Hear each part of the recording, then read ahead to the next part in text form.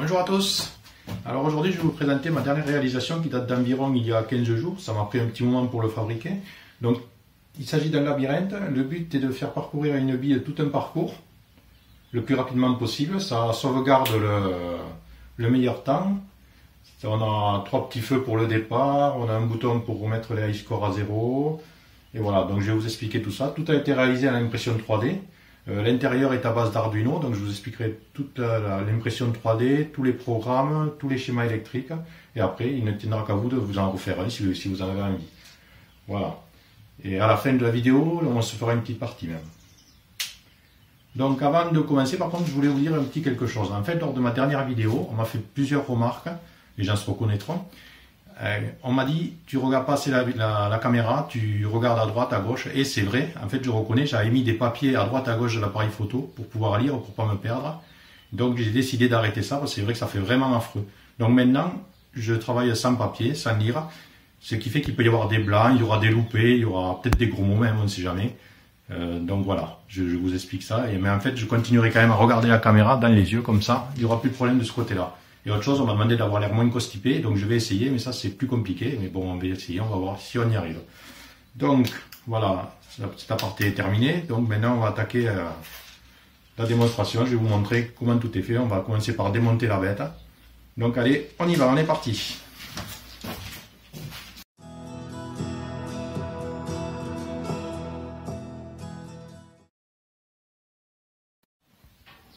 Je vais donc démonter le labyrinthe pour vous montrer comment il est conçu. Donc tout l'ensemble est fixé à l'aide de ces 6 vis. Donc on va commencer par sortir les 6 vis. On va accélérer un petit peu la vidéo pour gagner un peu de temps.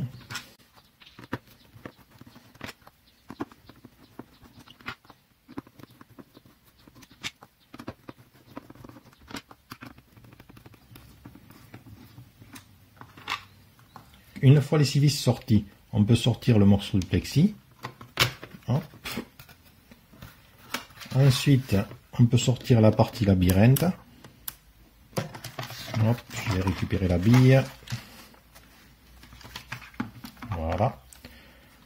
Donc en fait, je vais vous montrer d'abord les pièces imprimées en 3D. Donc en imprimé en 3D, il y a le fond, ici, la plus grosse partie.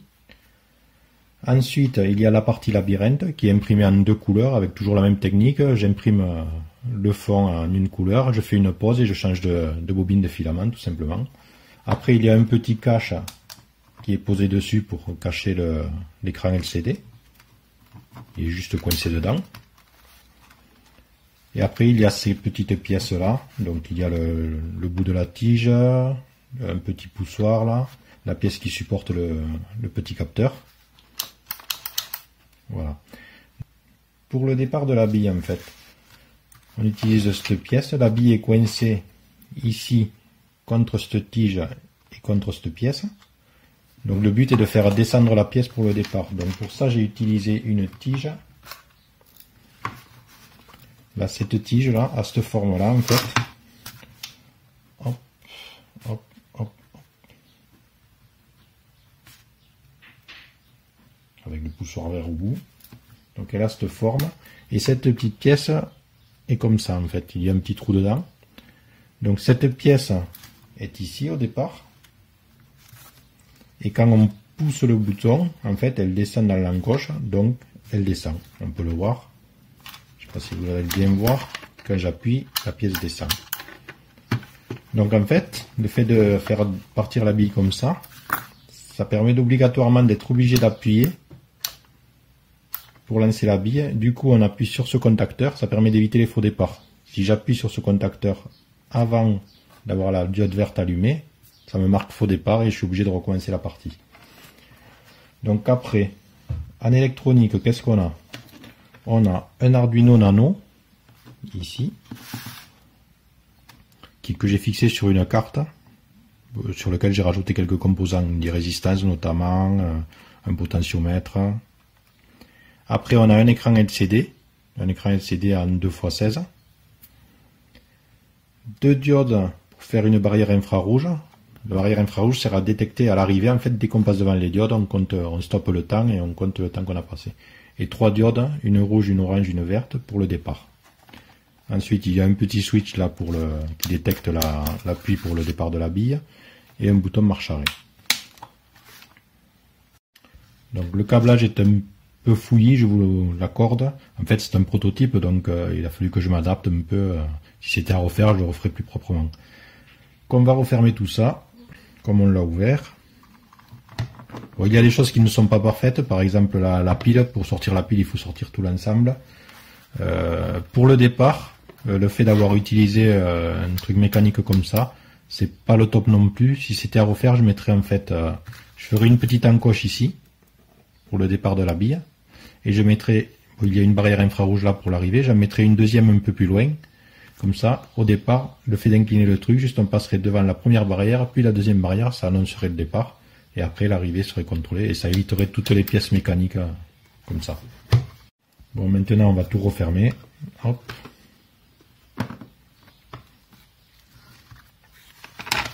On remet les 6 vis. On va accélérer un peu.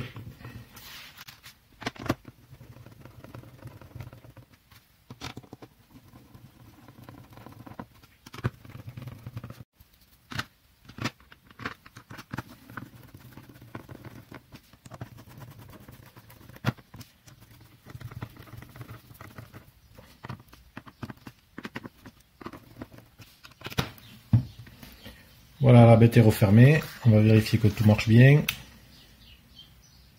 Oui, apparemment on n'a rien cassé, impeccable. Alors, on a donc vu l'intérieur de la bête. On sait comment c'est câblé, tout ça. Maintenant, je vais vous expliquer, je vais vous montrer les schémas et le programme en vous faisant des explications au maximum, quoi, pour que vous puissiez comprendre comment j'ai structuré le tout et comment ça marche. Voilà, allez, on repart pour la suite, au plan et au programme. Voilà donc le schéma électrique. Alors nous avons l'écran LCD ici, l'Arduino Nano ici, les 3 LED, vert, orange, rouge pour le départ, la partie infrarouge, la pile 9 volts et le bouton marche. Alors l'écran LCD, lui, il est relié à l'Arduino Nano par les broches DB7, 6, 5 et 4 qui sont reliées aux broches 7, 8, 9, 10 de l'Arduino. Après il y a la broche E qui est reliée à la broche 11, la broche RS qui est reliée à la broche 12.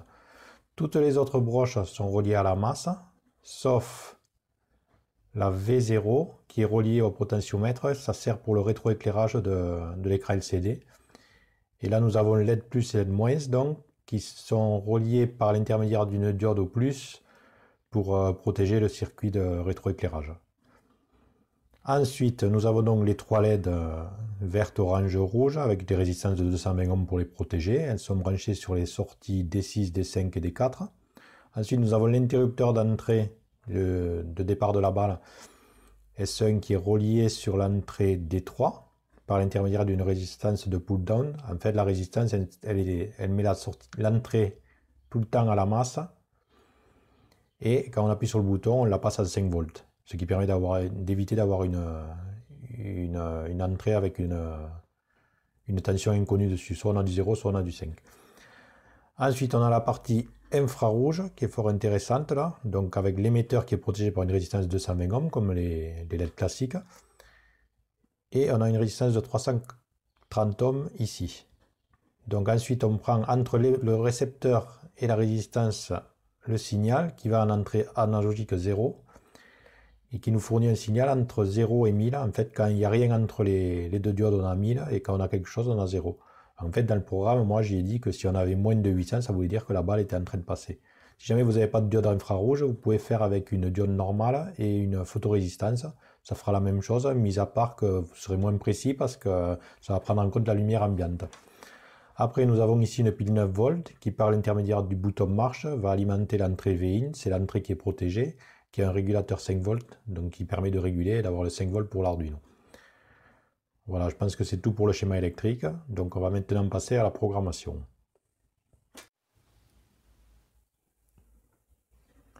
Voilà donc le programme. Alors on commence par déclarer les bibliothèques. Donc Liquid Crystal pour l'écran LCD, EEPROM pour les EEPROM, c'est les mémoires mortes qui vont servir pour sauvegarder le high score. On définit l'écran avec les broches de l'écran LCD, la 7, 8, 9, 10, 11, 12. On a toute une série de variables qui servent tout au long du programme. Après, on a On attaque le setup. Donc le setup, on lui dit le format de l'écran, donc 16 caractères par 2 lignes, la vitesse du port série pour l'écran. On définit les pin modes des sorties, donc pour les LED des sorties et pour le poussoir une entrée. On récupère les 3 premières EPROM, EPROM 1, 2, 3, qui sont les 3 valeurs qui me servent pour sauvegarder le high score. Donc dans la 1, on a les secondes, dans la 2, on a les centièmes de seconde, dans la 3, on a les millièmes de seconde. On formate tout ça pour écrire best sur l'écran, le meilleur score sur l'écran, et on écrit high score sur l'écran et la valeur du high score. Après, on attaque le programme Propendi. Alors, j'ai utilisé un programme structuré en étapes. En fait, j'ai une variable étape qui prend des valeurs 0, 1, 2, 3, et suivant la valeur qu'elle a, j'exécute du code ou je l'exécute pas. Ça me permet d'avoir un programme bien structuré et de ne pas exécuter 2 fois la même séquence, de limiter les bugs. Donc, si étape vaut 0, on place le curseur sur l'écran à la position 4 et on écrit bonjour. Et on met 1 dans étape. Donc après, si on a 1 dans étape et on est supérieur à 2 secondes et qu'on n'a pas de faux départ, on efface LCD, on écrit à vos marques, on remarque le high score dessous et on allume les 3 LED. Et on force étape à 2. Ensuite, si on a étape 2 et le nombre de secondes supérieur à 4 et toujours pas de faux départ, on efface LCD, on met prêt et on éteint la LED rouge. Et on écrit étape 3. Si étape est égale à 3 et le temps est supérieur à 6 secondes et toujours pas de faux départ, on écrit partez. On écrit toujours le high score et on éteint la LED orange. C'est à ce moment-là qu'on peut démarrer le circuit. Et on met le compteur début, c'est lui qui va chronométrer la course. On récupère la valeur millisecondes depuis le démarrage de Arduino, donc ça va nous donner la valeur de début de la course. Pendant tout ce temps, si avant l'étape 4, on appuie sur le poussoir de démarrage, ça considère qu'on a fait un faux départ, donc on met la variable faux départ à 1. On efface l'écran LCD, on écrit faux départ sur l'écran LCD et on met les 3 LED à on. Et du coup, on va rester bloqué là puisqu'on n'active plus rien. Donc il faudra éteindre l'appareil et le rallumer pour refaire un départ. Si on a l'étape 5 et qu'on appuie sur le bouton, c'est-à-dire qu'on est donc pendant la course, on va éteindre la LED verte qui reste allumée pour montrer qu'on a bien démarré. Si on a l'étape 4 et qu'on n'a toujours pas de faux départ, on récupère la valeur du milliseconde du compteur début, on remet le high score et on active l'étape 5. Étape 5. Alors l'étape 5, c'est l'étape qui va être active pendant tout le temps de la course. Une fois que vous avez appuyé sur le bouton de départ, en fait, on va faire cette étape en boucle, sans arrêt. Et en fait, dans cette étape, on lit la valeur analogique de l'entrée à 0 pour vérifier qu'on n'a pas la biais qui est passé par l'arrivée.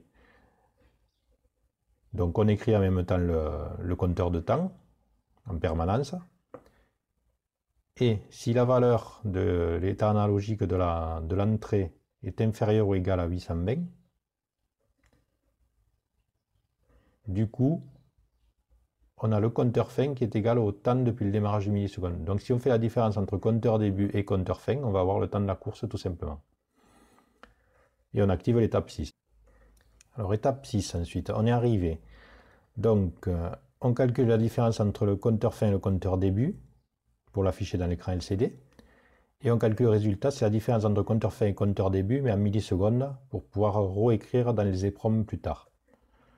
Donc après, on active l'étape 7. Donc l'étape 7, soit on est inférieur, on a le résultat qui est inférieur au meilleur score, ou le meilleur score qui est égal à 0, et dans ce cas, vu que le résultat est inférieur, c'est donc qu'on a fait un meilleur score, donc on écrit dans l'EPROM les nouveaux résultats, on lit ces résultats pour les afficher sur l'écran LCD, et on remet le nouveau meilleur score. Si on a l'étape 7 et qu'on a le résultat qui est supérieur au meilleur score, c'est-à-dire qu'on a été plus mauvais en fait, et que le meilleur score n'est différent de 0, alors on va juste lire le meilleur score et on affiche le meilleur score sans remplacer l'ancien meilleur score. De là, on passe à l'étape 8. Alors l'étape 8 et l'étape 9, elles servent pour faire une remise à zéro du compteur high score. Ça évite de garder en permanence. Si vous voulez faire une petite soirée de temps en temps, vous mettez le score à zéro et vous jouez à tour de rôle pour voir qui c'est qui fait le meilleur score. Donc pour ça, je vérifie qu'on appuie sur le bouton poussoir pendant 5 secondes en fait. Donc si l'étape est égale à 8 et qu'on appuie sur le bouton et que le bouton pressé est à 0, on attend un petit peu et on met une variable, le temps en millisecondes divisé par 1000. Ça nous permet d'avoir un temps de départ en fait. On écrit bouton pressé égale 1, on passe à l'étape 9. Et en fait, à l'étape 9, on attend d'avoir relâché le bouton. Si on l'a tenu pendant 5 temps supérieur à 5 secondes, on écrit 32 dans la variable 32 secondes dans la variable high score. 32 secondes, ce sera le score le plus mauvais en fait, qui ne pourra que s'améliorer. J'ai pris 32 à cause des styles de variables parce que je ne pouvais pas aller au-dessus de 32 000, donc 32 secondes, c'est le max que je pouvais mettre. Sinon, il aurait fallu tout modifier et j'ai préféré laisser comme ça puisque ça marche très bien comme ça. Voilà, donc si j'appuie et que je laisse appuyer pendant 5 secondes, en fait, je passe par là et je remets mon meilleur score à 0. Et si j'appuie et que je relâche avant les 5 secondes, je réactive l'étape 8, donc je fais une boucle ici, et je ne remets pas le score à 0.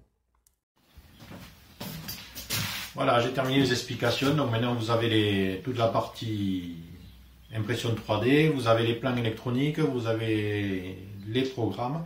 Je vais tout vous mettre dans un zip qui sera placé dans le lien de la vidéo, donc vous pouvez tout télécharger. Quoi dire d'autre? S'il vous manque des informations, n'hésitez pas à mettre des commentaires. Si vous aimez cette chaîne, n'hésitez pas à vous abonner surtout. Voilà, donc on va pouvoir se faire une petite partie peut-être pour vous montrer exactement comment ça marche. Allez, on est parti, on y va. Allez, c'est parti.